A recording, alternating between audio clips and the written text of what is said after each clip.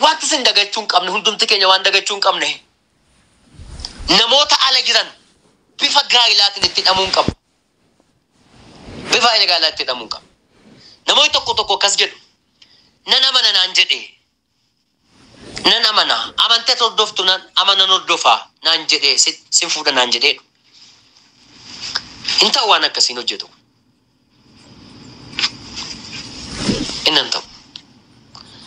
Namoonni tokko immoo lakkii sin barbaachisu kuni hin godhin gaafa jennuuni nan amansiisaa. Amansiisuudhaaf namatti hin heerumin. Amansiisuudhaafis nama hin fuudhin. Dhugaatti baataa hin kadhattaaf irraan kan hafe nama itti heerumuudhaan fi fuudhuudhaan jireenya bara baraatti fiduun bafussuun wangeela keenya nagala hin danda'amu. Wangeelli keenya kanaaf iddoon kenna. Gaa'illi warra dhaabbatiin warra qulqullaa'e warra amane wajjin akka dhaabbatanidha Waaqayyo kan inni godhu.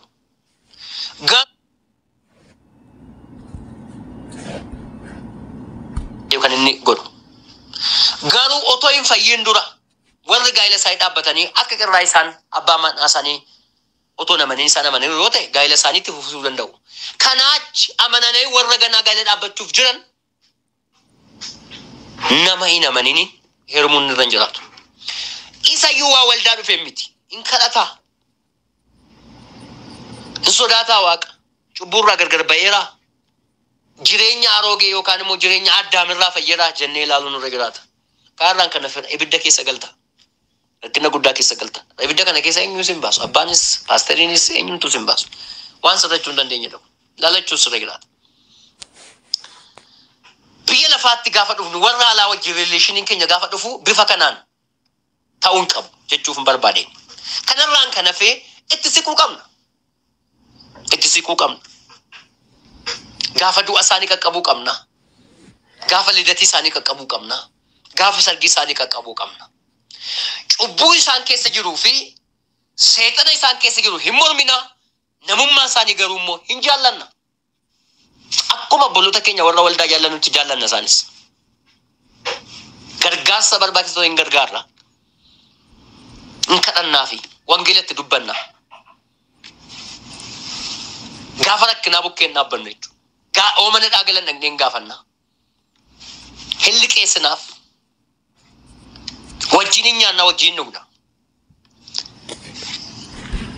Iddoo tokkotti harka nama hin gaafatan. Iddoo tokkotti waan nuti qallee'uu nyaata miti. Nuti immoo hin nyaanna. Hin nyaanna. Kanaafi amantoonni warra alaa wajjiniin akkamitti qulqullummaatti jiraachuun qulqullummaa isaanii eeggachuudhaan fayyina isaanii eeggachuudhaan isaa wajjin jiraachuu ni danda'ama. Maaliif yootti signe malee gara mootummaa qixxu dhufan waan ta'eef. Hijirii wajjin hin dhugna. Waan hundumaa wajjin hin goona. Garuu seexana isaan keessa jiru immoo hin mormina. Tarii xonqolaa ta'uu danda'u. Tarii qaalichaa ta'uu danda'u. Tarii warra daggaman ta'uu danda'u.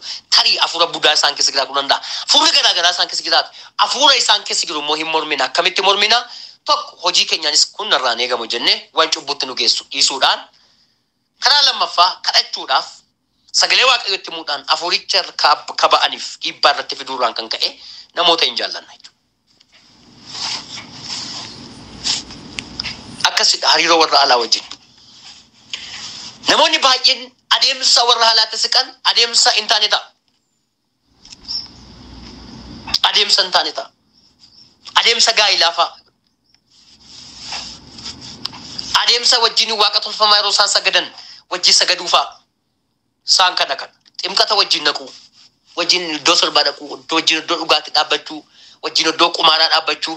Isaan kana kana. Macaafni qulqulluun akka hin goone nu barbaachisa malee kanarraan kan hafe wanti isaan irraa gargar nu baatu tokko hin jiru. Tisiquurraan kana. Asti kallattii hariiroo alaa gaafa jennu seeraa fi biyyicha kabajnee kan jiraatu. Roomee boqonnaa 13 lakkoofsa 1-7. Seeraa fi heera biyyichaa kabajee kan jiraatu ta'uu qaba.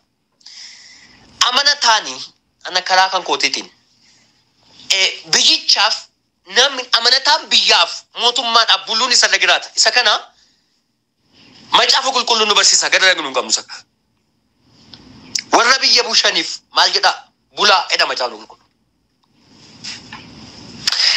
Warra biyya bushaniif bulaa gaafa jennu hamma isaan gooftaa hin waaqeffatina Kiristoos Yesuusin hin waaqeffatina biyya keenya keessatti hin faarfatina hin zammarina wangeelan dubbatina yoo nuun jedhan bichaadha kan nuti mootummaa mormine dinnee waaqeffanne isayyuu dhagaatti gurra isayyuu caakkaatti gallee tuksi irratti banna otoo hin taane waaqayyo kadhannaa keenya itti fufuudhaan waaqayyoon kadhachuudhaan kan abboonni keenya bara dargii keessa yeroo haabiyoot hin waaqeffatina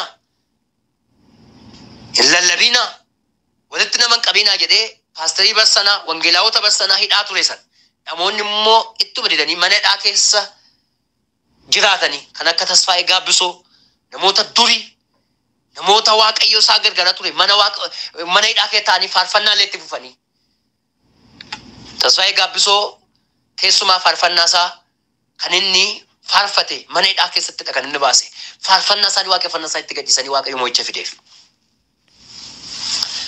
Kan kun yoo dhufeyyuu waaqeffannaa keenya itti fufnu irraan kan hafe amantoonni abboomuu irra jiraata. Tarii mootiin sun kan biyya rakkisu yoo ta'e kan biyya haala gaariin hin bushine yoo ta'e maal gochuu qabna yoo ta'e maal gochuu qabna yoo jettan in kadhanna. Kiristaanni bara kana kadhachuu caala miidiyaan dhaabatee lafa lafuututti tola. Birrii baasee biyya garaagaraa dhaquutu tola. Caakkaa keessa qaqqabtuudha kadhachuudha barbaachisaadha. Jilba keenya waaqayyoo fuuldura keenye buusinurraa inni kadhachuu hin dandeenya.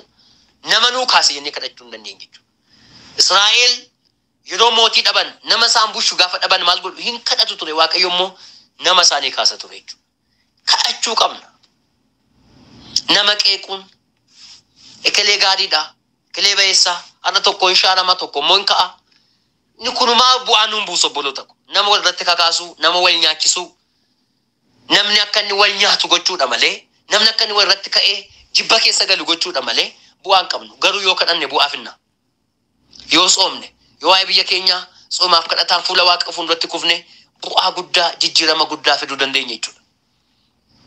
Abboomamaa maal goona waa kadhanna akka amma yeroo kanaatti yoo ilaalle mootummaan biyya keenya keessa jiru waan tokko gochuu hin dandeenye uummataaf.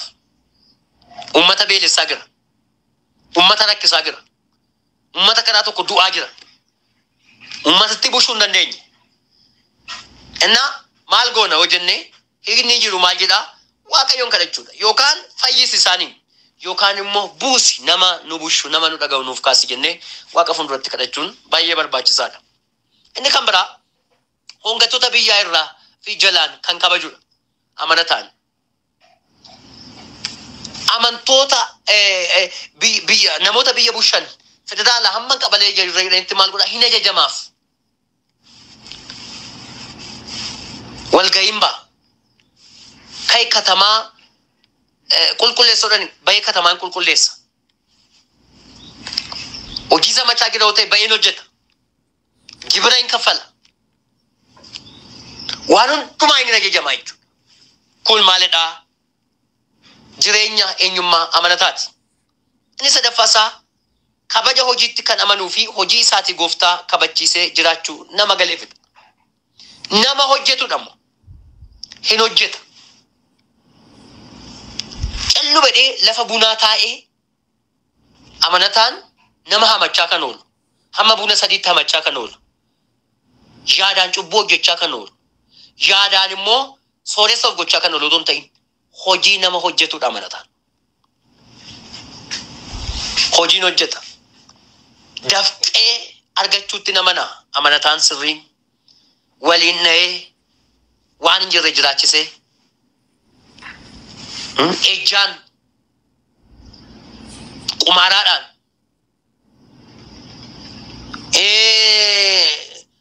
waanuma sirriin ta'e tokko dhaabatee lafa lafee amanataan kan ittiin birrii saba sabatu otoo hin ta'in amanataan dafqee hojjetee fiigee suuqii yoo qabaate suuqii isaa hojjetee inni gabaree qotee inni hojii mootummaa hojjetu jabaatee hojii isaa keessatti xiratiidhaan hojjetee of jiraachisuu danda'uu qaba jechuudha.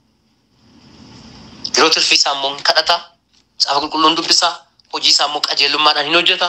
Waaqayyo namoota akkasitti gammada jechuudha. Hojii akkasii Waaqayyoon barbaada. Hojiin akkasii hojii macaafa qulqulluu keenya keessa jiru jechuudha.